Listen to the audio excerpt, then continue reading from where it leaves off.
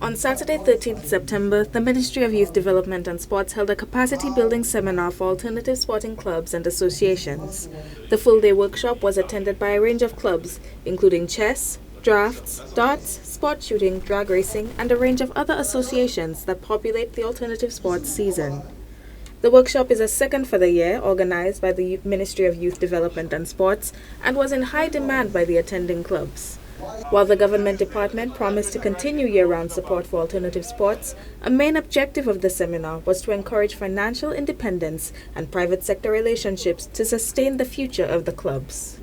A lot of them rely on government to assist, but it doesn't always work that way. Some of them, we encourage them to go out, go to the private sector, get sponsorship, develop relationships with the private sector, so that we can all work together and make it bigger and develop the sports, the individual sports.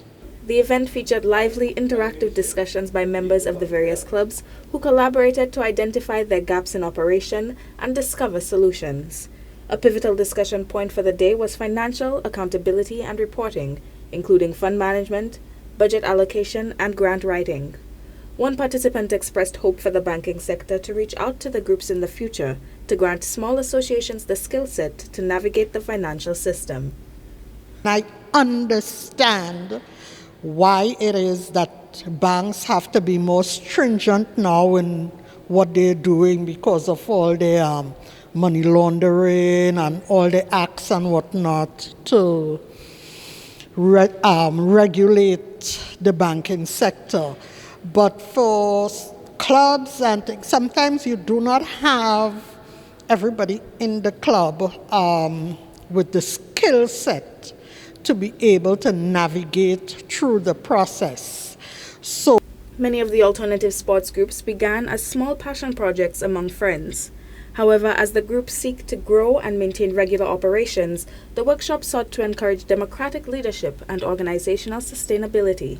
This workshop is really zoning in on the seriousness of registering an actual organization, a democratic organization, because there needs to be elections, there needs to be proper policies, proper constitution needs to be written. There are a lot of things that comes out in forums like this that even though I belong to clubs and associations from a very young age, I am still learning, because the one sure thing in life is change.